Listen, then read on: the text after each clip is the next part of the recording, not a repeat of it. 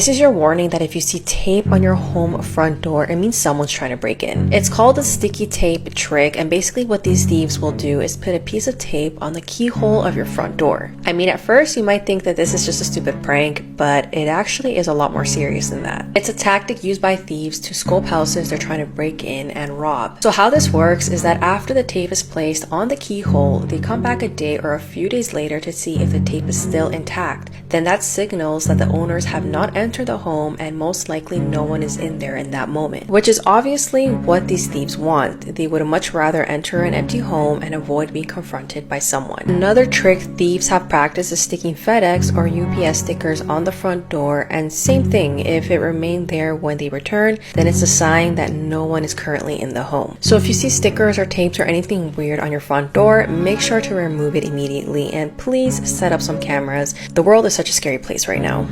I was beheaded for exercising my profession as a teacher. My name is Samuel Paty, and I am a history and geography teacher in France. One day, while carrying out my work as usual, I showed caricatures of the Prophet Muhammad to a class of young students as part of a lesson on freedom of expression. 10 days later, on October 16th, 2020, as I was leaving the school where I work, an 18-year-old man of Chechen origin, Abdullah Abuyedovich Antonov, followed and attacked me. He brutally slit my throat. It was a horrific and unimaginable act of violence. After committing this atrocious act, my assailant took a photo of my lifeless body and shared it on social media.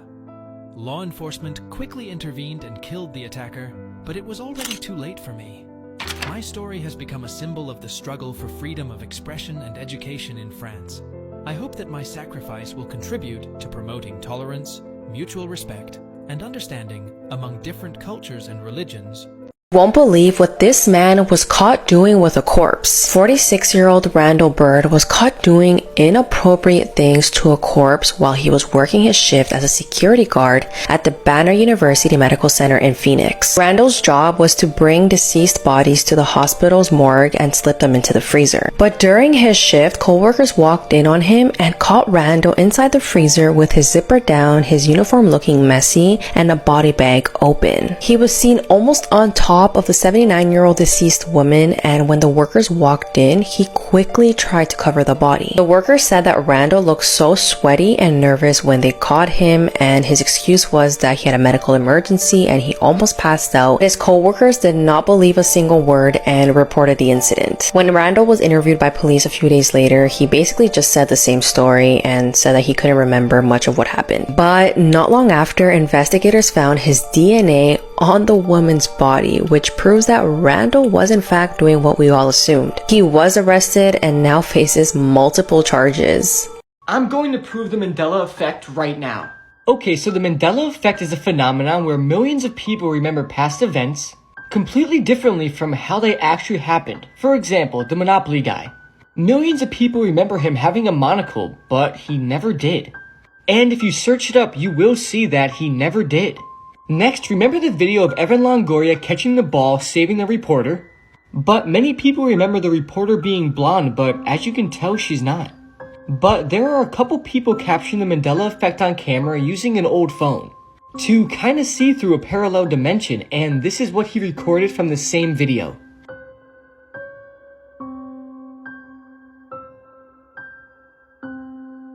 And as you can see, the reporter is blonde, as we all remembered. Even ChatGPT remembers the reporter being blonde and saying it was actually Emily Austin.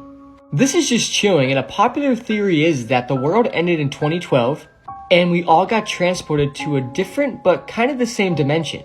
Let me know your thoughts on this because this whole video is just mind-blowing to me.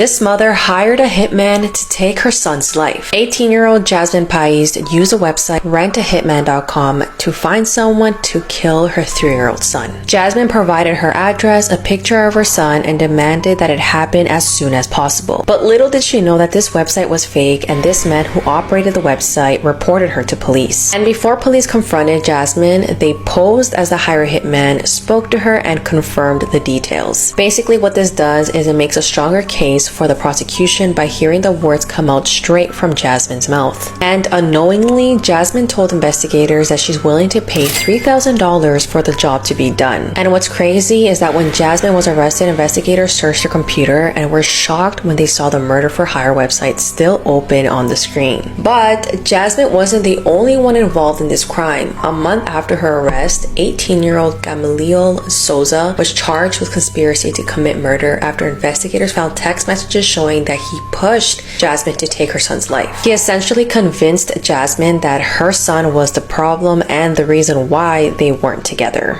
This girl killed her mum and then texted a photo of her body to her dad. In 2013, Rachel Hudson and her family were supposed to be celebrating Thanksgiving at their home in Virginia. However, the holiday would take a horrendously sinister turn. Rachel's mum was terminally ill 58-year-old Susan Lee. Rachel had been her mum's carer since she was just 9 years old. On the evening in question, Rachel and her dad got into an argument. When her dad left the house the next day to make the most of the Black Friday sales, Rachel did something unthinkable. She took a weapon out of the wardrobe and loaded it. She apparently thought about unaliving herself at this point, but she didn't want to put her mum through the trauma of finding her body. She then walked into the room where her mum was and said, "I'm sorry, this is what has to happen." Her mum apparently told her, "You're crazy," and this is the point where Rachel killed her mum. When she texted her dad to break the news to him, he obviously didn't believe what she was saying. She then took a photo of her mum's body and texted it over to her dad. Rachel was sentenced initially to 50 years in prison, but this was reduced to 18 years because of an apparent undiagnosed mental illness. These are pictures that get worse the longer you look at them, part 2. Up first is this picture, and at first glance it just looks like 3 friends at a wedding. But if you look closer, you will see something extremely disturbing. Look between the guy's legs in the middle and you will see a disturbing ghostly little girl. This is super creepy, and imagine you see this after taking this photo. Next up is just a normal picture of a living room, right? That is until you look in the bottom left and you see a very disturbing face.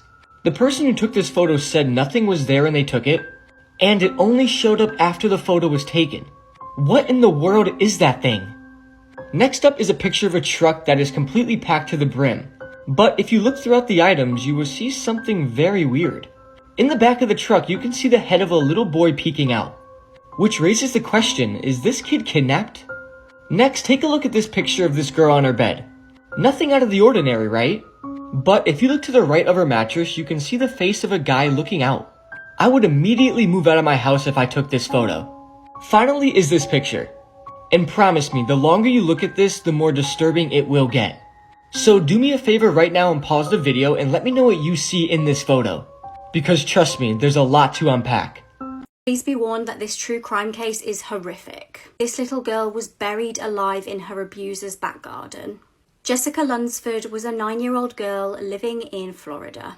It was night time on the 23rd of February 2005 and Jessica was sleeping in her room.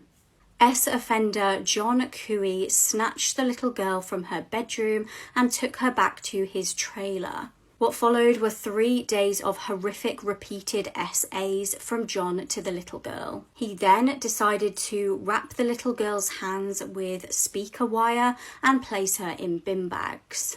He'd actually convinced her that he was going to take her home and he just needed to put her in the bin bags so as he didn't alarm anybody. He said he was afraid of being seen with her, so if he put her in the bin bags, it was like a disguise. He then buried her alive in his back garden. Heartbreakingly, she was found cuddling her little dolphin teddy that her dad had given to her. Again, I did warn you that this was a really horrible case, but when police found her body, they found that she'd actually tried to claw out of the bin bags. Frustratingly, when the girl had gone missing, police actually did go round to question John. It's believed that while this was going on, Jessica must have been alive inside of the property. Her blood and fingerprints were found inside his home, and John was convicted of first-degree murder. He died of natural causes in 2009. This is one of the most high-profile pedophiles in Hollywood, Mark Salling from the TV show Glee. Now, you might remember Mark from the show Glee. He played Noah Puckerman. He was a major recurring character on the show. He was always on the screen. And in the press, he was famous for dating his co-star Naya Rivera, who also died a tragic death just a few years ago. And from the outside looking in, Mark appeared to be a very, very normal A-list Hollywood actor, but he wasn't. You see, Mark's legal trouble started in 2013 when his ex-girlfriend accused him of sexual battery. Apparently, he forced her to do it without protection, and she filed charges against him. He ended up paying $2.7 million, but everything was dropped eventually. But then, in 2015, when Glee was at the height of its popularity, some more disturbing charges were brought against Mark. It was December 29th, 2015, when Mark was arrested at his Los Angeles area home and charged with possession of CP or CSAM. Now, he was released on a $20,000 bail, but when investigators went through his home and searched all of his hard drives, they found over 50,000 CP images. Obviously, this is a lot more than they usually find on these busts. 50,000 images is a massive amount to be in possession of. And a few months later, he was publicly charged with possession of CP. He was dropped from the films and TV shows that he was appearing in at the time. And a year later, after his trial and everything, he was convicted of these charges. Now, he was set to be sentenced most likely to 4 to 7 years in prison. But before he could actually be sent to prison, on January 30th, 2018, Mark Salling took his own life by hanging himself in his Los Angeles area home. I always thought that this was a very disturbing ordeal because the show Glee is such a positive, happy show. And you would just never expect a main cast member from that production to actually be involved so deeply in such a disturbing world. There's also a lot to talk about when it comes to other cast members of the show and what's happened to them, so if you want me to do a shorter series on that, just let me know in the comments. These are real-life glitches caught on camera, and they're absolutely insane. Up first, a woman captured what looked like a squirrel coming out of nowhere, but it honestly looks like it just came out of a shadow. Pay attention to it and let me know what you think. I am witnessing a glitch in the fucking Matrix, and I swear to God, if this squirrel doesn't come back out, I'm gonna have a panic attack because if you see his nose, I'm not going crazy. Oh my God, wait, stop it. There's nothing there. There's not a grate there. There's not a fucking grate there. Where did this bitch just come from? What the fuck? He just came out of nothing! Don't run to it! Next up is a video of a couple friends who captured a video of the sky split into night and day. Check this out. Motherfucking shit right now. I think the sky just broke. What the fuck happened with the sky? It broke. Why is New Mexico this fucking obvious on our weather? You can either have a sunny day or a fucking cloudy day. But why is it obvious? You know, what the fuck is going on, bro? This is weird. Finally, this next video might be the weirdest video on the internet. Just check this out. Is there any weird, unexplainable stuff in my house? But I bought a guitar the other week at a garage sale from this old lady down the street, and every time I pick it up or strum it or play it, really weird shit happens, and I'll show you. It's some Lotus, like, very 80s looking guitar, and every time I strum, like that. Shit like that happens every time I mess with this thing. Like that. A bride killed just hours after her first dance, and her new husband left fighting for his life.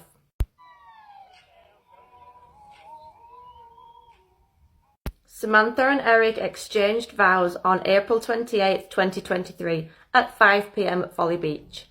They partied into the night with friends and family before leaving around 9:45 to go to their Airbnb. They were travelling on a golf cart in an area with a speed limit of 25 miles per hour. That same night, 25-year-old Jamie Komorowski made a terrible decision which led to the death of bride Samantha. She'd been drinking and decided to get in her rental car and drive home instead of calling for a lift. She was travelling at 65 miles per hour when she collided with the golf cart carrying the newlyweds. Guests at the wedding immediately heard sirens and they didn't stop. Samantha's mother turned to Samantha's sister and said, "Something's happened to Sam." They ran to the scene of the accident following the sirens and lights, and they were screaming her name in the hopes that by some miracle she'd answer them. She didn't. Samantha had suffered blunt force trauma to the head, and she died at the scene in her wedding dress. Samantha's husband Eric suffered life-threatening injuries, and he was rushed to hospital where he remains, fighting for his life. This is where this story gets really infuriating. This wasn't her first DUI. Jamie was also stopped in 2018, and she clearly hadn't learnt her lesson, only this time she actually killed someone. Jamie refused to give a breath sample and said that she'd only had 2 drinks, although officers at the scene said that she smelled like alcohol and could barely stand up. The hospital had to get a warrant to take a blood sample. Jamie was charged with 3 felony DUIs resulting in great bodily injury or death and 1 count of reckless homicide, and she's now on suicide watch in jail. This is the tiger video, one of the most gruesome animal attacks caught on camera, explained. The video originates from India, and the victims' names are Vikas Jamboka and his wife Manabi. They went to the forest for a walk one day to take in nature, but the area they were in is known to be populated by tigers, and attacks on humans in the area were reported in the past.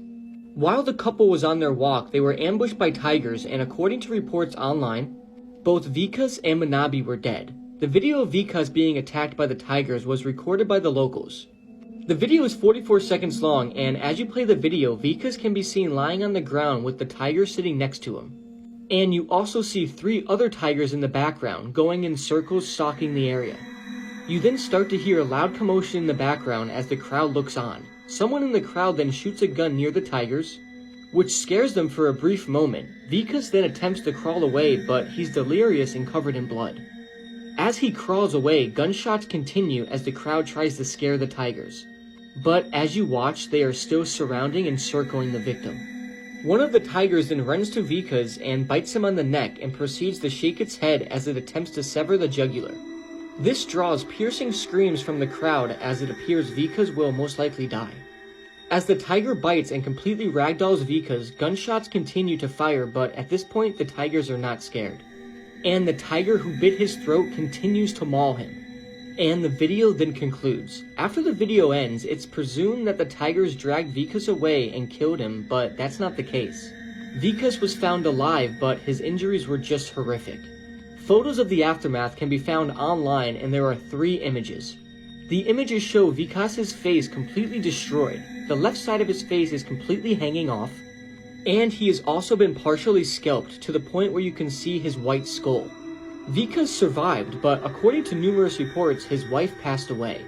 It's honestly extremely lucky that Vikas survived, and many people believe the reason for this is because the tigers were not hungry enough. I really don't recommend looking for this video or images because they are truly disturbing, and it's something you really just don't want to see.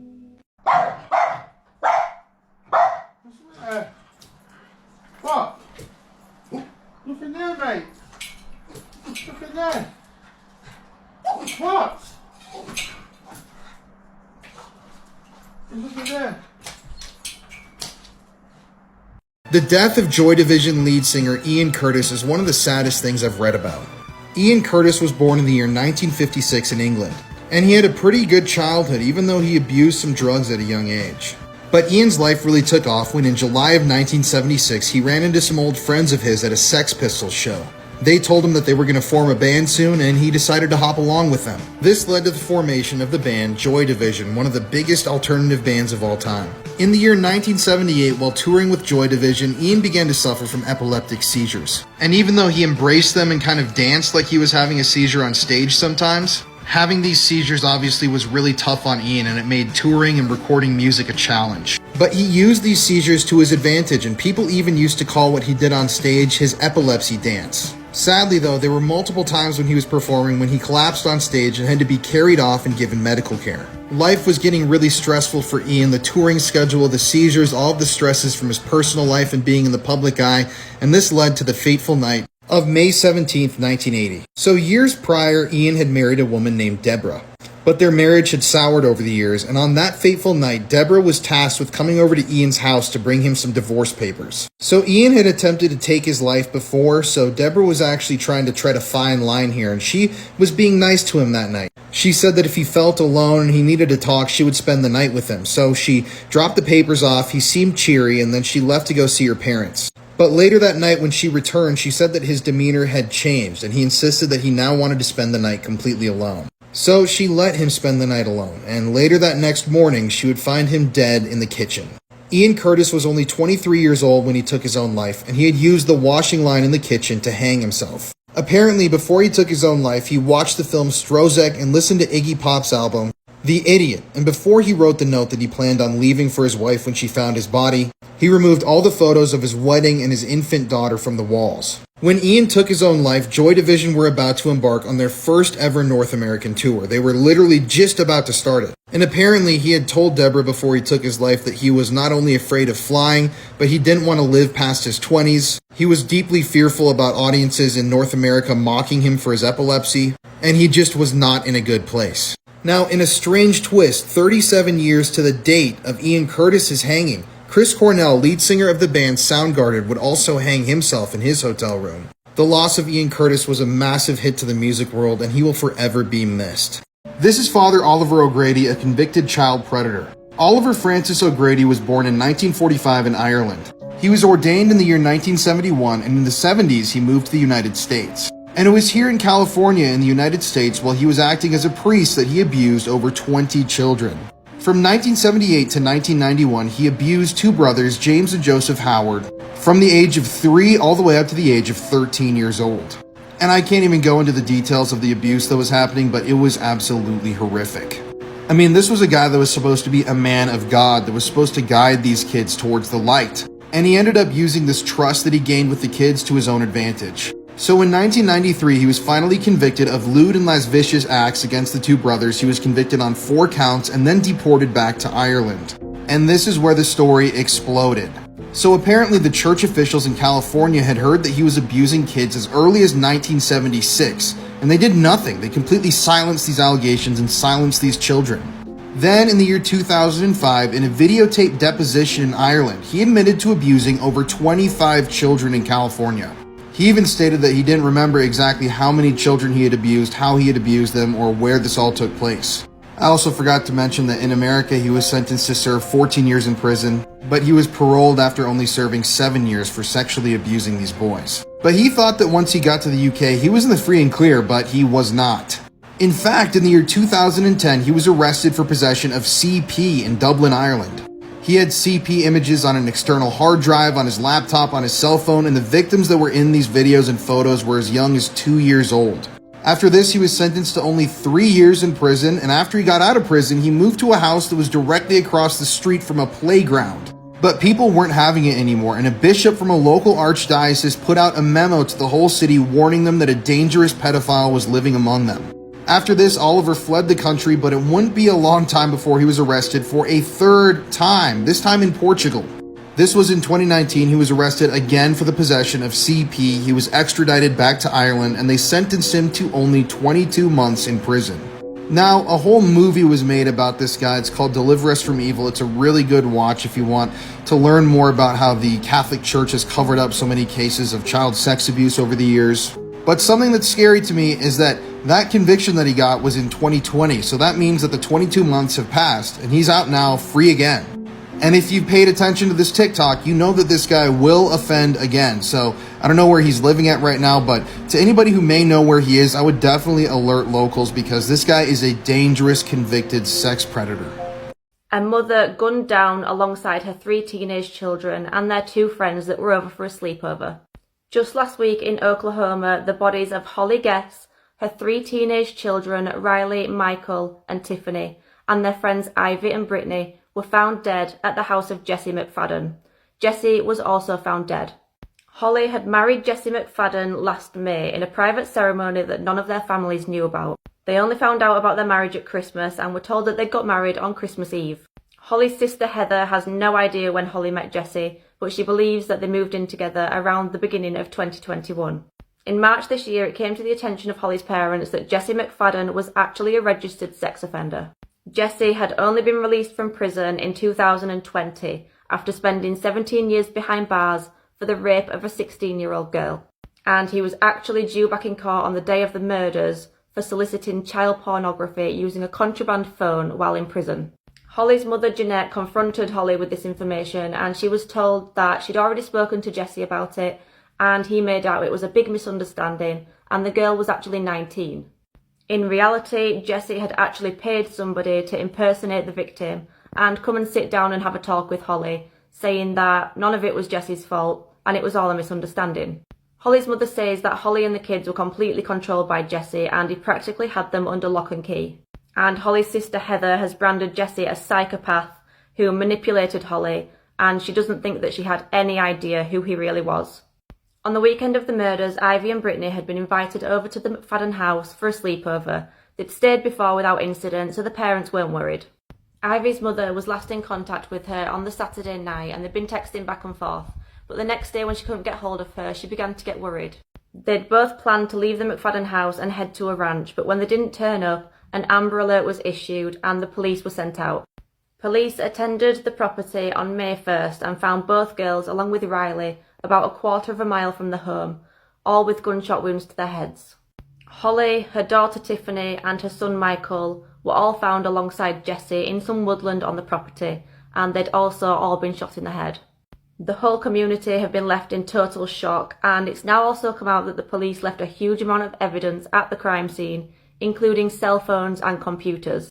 The families of the victims were actually allowed onto the property and found a huge amount of items that had been completely missed, including the kids' bloodied clothes, bones, binders containing disturbing photos, a mysterious ledger that had all of their names on, among others, and the investigation remains ongoing.